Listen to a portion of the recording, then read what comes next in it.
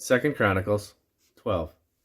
And it came to pass, when Rehoboam had established a kingdom and had strengthened himself, he forsook the law of the Lord, and all Israel with him.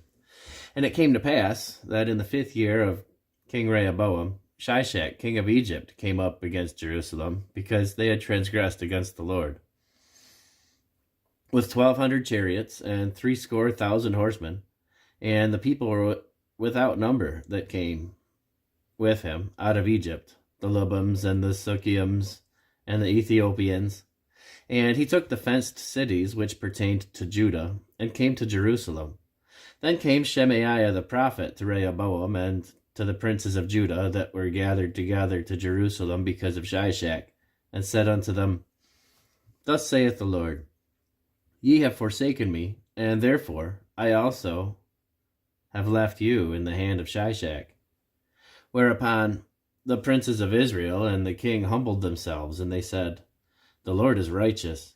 And when the Lord saw that they humbled themselves, the word of the Lord came to Shemaiah, saying, They have humbled themselves, therefore I will not destroy them, but I will grant them some deliverance.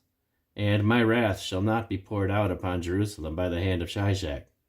Nevertheless, they shall be his servants, that they may know my service, and the service of the kingdoms of the countries.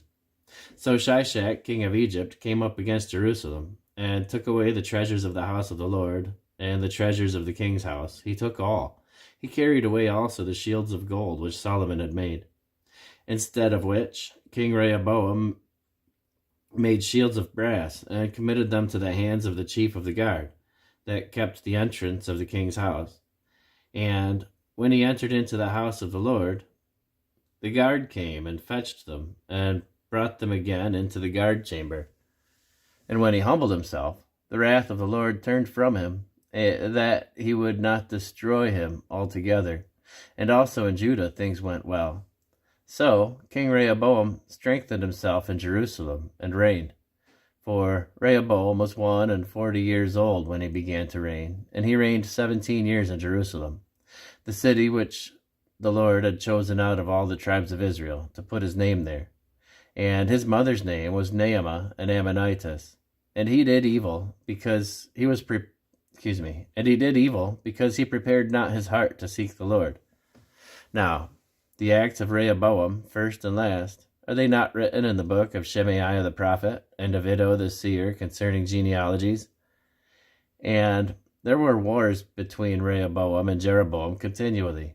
And Rehoboam slept with his fathers, and was buried in the city of David. And Abijah his son reigned in his stead.